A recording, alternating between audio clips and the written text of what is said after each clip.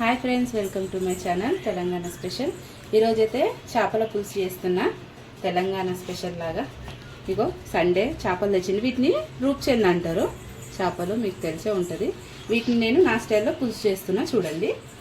ఇగో 2 చెంచాల జీలకర్ర, 1 చెంచా మెంతులు ముందుగా వేయించుకోవాలి. ఉట్టిగానే ఆయిల్ ఏమి వేయకుండా ఫ్రై చేసుకోవాలి. మంచి కలర్ వచ్చేదాకా వీటిని మంచిగా ఫ్రై చేసుకోవాలన్నమాట. అట్లానే ఒక 2 పెద్ద సైజు ఉల్లిపాయలు కూడా ఫ్రై చేసుకోవాలి. కొద్దిగా చింతపండు, 3 టమాటాలు జస్ట్ అట్లాగే ఇట్లా మనం పిప్పి తీసుకొని పులుసు పోసుకోవాలన్నమాట. కొత్తిమీర, ఇంకా అల్లం పేస్టు. సరేనా, ఇప్పుడు నేను చేసే విధానం చూపిస్తా. ఇక ఇట్లా మంచిగా కలర్ వచ్చే వరకు వేయించుకోవాలి. ఒక ప్లేట్లోకి తీసుకొని చల్లార్చుకున్నాం. మళ్ళీ అదే కడాయిలో ఇగో ఉల్లిపాయలు ఏం వేయలేదు, ఆయిల్ గిట్లా ఇది ఫ్రై చేసుకోవాలి. మంచి కలర్ వచ్చేదాకా ఫ్రై చేసుకోవాలి. ఇక ఇట్లా మంచిగా ఫ్రై అయిపోయినాయి. ఒక 2 నిమిషాలు అయితే నేను ఫ్రై చేసుకున్నా. ఇగో ఈ కలర్ రావాలి, రెడ్ కలర్. ఇప్పుడు స్టవ్ ఆఫ్ చేసుకొని ఇవి 2 చల్లార్చుకొని మిక్సీ పట్టుకున్నాం.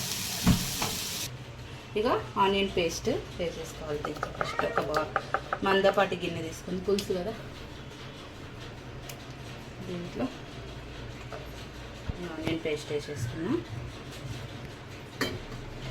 ఇప్పుడు అల్లం పేస్ట్ ఒక 2 చెంచాలు అల్లం పేస్ట్. ఇప్పటిదాకా మనం వేయించి పెట్టుకున్నాం కదా జీలకర్ర మెంతులు, అది పొడి అన్నమాట. మొత్తం వేసేసుకుంటున్నాం. ఇగో 1 చెంచా గరం మసాలా. ఇవన్నీ మనం ఇట్లాగే కలుపుకోవాలన్నమాట. ఆయిల్లో వేయొద్దు, ఫస్ట్ ఇట్లాగే కలుపుకోవాలి. అప్పుడే పులుసు బాగుంటుంది. అంటే నా స్టైల్లో అయితే ఇట్లానే చేస్తాను నేను, చాలా బాగుంటుంది. ఇగో ఒక 1/2 టీ స్పూన్ పసుపు. ఇగో ఒక పెద్ద చెంచాతో 2 చెంచాలు ధనియా పొడి. ఇగో ఒక పెద్ద చెంచా సాల్ట్, 1 స్పూను. కారం కూడా ఒక 2 చెంచాలు కారం వేసుకుందాం. ఇగో 1, ఇగో 2.5 వేసేసుకుందాం. ఇప్పుడు ఒకసారి మసాలాలంతా బాగా కలుపుకోవాలి. ఇట్లా ఇవి మనం ఎందుకంటే పచ్చివాసన ఏమి ఉండదన్నమాట. ఎందుకు మనం ఆ ఉల్లిపాయలు కూడా మంచిగా వేయించుకున్నాం కదా ముందుగానే, అందుకోసమనే ఏం పచ్చి స్మెల్ అనేది ఏమి ఉండదు. పులుసు అయితే చాలా బాగుంటుంది. ఇగో ఇట్లా అన్నీ కలిపేసుకోవాలి మసాలాలు. దీంట్లోనే ఆయిల్ వేసుకుందాం. ఇది ఒక పెద్ద చెంచాతో ఒక 3 చెంచాలు ఆయిల్. ఫిష్ కర్రీలోకి ఆయిల్ కొంచెం ఎక్కువగానే ఉంటే బాగుంటుంది, అందుకోసం కొంచెం ఎక్కువనే వేస్తున్నా. మళ్ళీ ఒకసారి కలుపుకోవాలి. దీంట్లోనే మనం కడిగి పెట్టుకున్నాం కదా చేపలు, అవి కూడా వేసుకొని మంచిగా ఈ మసాలా అంతా కూడా చేపలకు మంచిగా పట్టాలన్నమాట. ఇలా క్లీన్గా కడిగి పెట్టుకున్నాను నేను, చూసిరా చేపలు. ఉప్పు పసుపు వేసి కూడా కడిగినా, మీరు కూడా అట్లనే కడుక్కోండి. అప్పుడే నీచు వాసన అనేది రాదనమాట చేప. ఇగో ఇట్లా మంచిగా అన్నిటికీ చేపలకి పట్టాలి మసాలా, అట్లా వరకు కలుపుకోవాలన్నమాట. ఇగో ఇప్పుడు దీంట్లో చింతపండు, టమాటాలు మంచి ఇట్లా మెత్తగా ఇగో ఇట్లా వేసుకోవాలన్నమాట. పులుసుకి మీకు ఎంత పులుసు కావాలో అంత.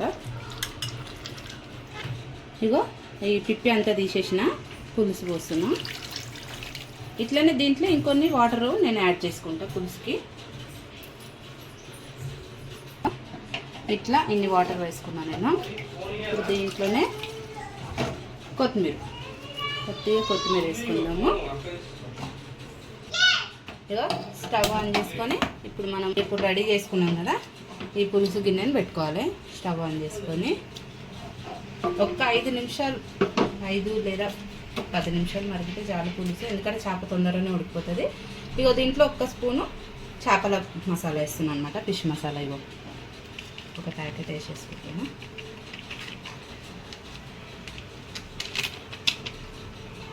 ఇప్పుడు దీన్ని ఇట్లనే మూత పెట్టేసి ఒక 10 నిమిషాలు మగ్గనిద్దాం పులుసుని.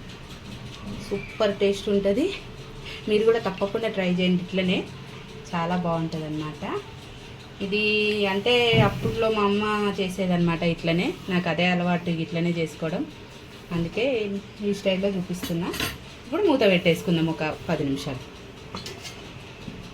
ఇగో ఒక 10 నిమిషాలు అన్నా కదా, ఒక 5 నిమిషాలు అయితే అయింది. ఎట్లా ఉడుతుంది చూద్దాం.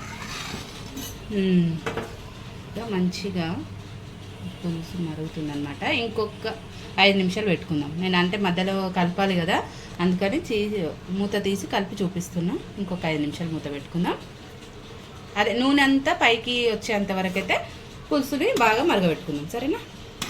ఇగో అయిపోయింది. ఇంకొక 5 నిమిషాలు, మొత్తం 10 నిమిషాలు అన్నమాట. ఓకే, చూసిరు ఎంత బాగా ఆయిల్ అంతా కూడా సపరేట్ అయిపోయింది కదా. ఇప్పుడు మనం బంద్ చేసుకోవాలన్నమాట.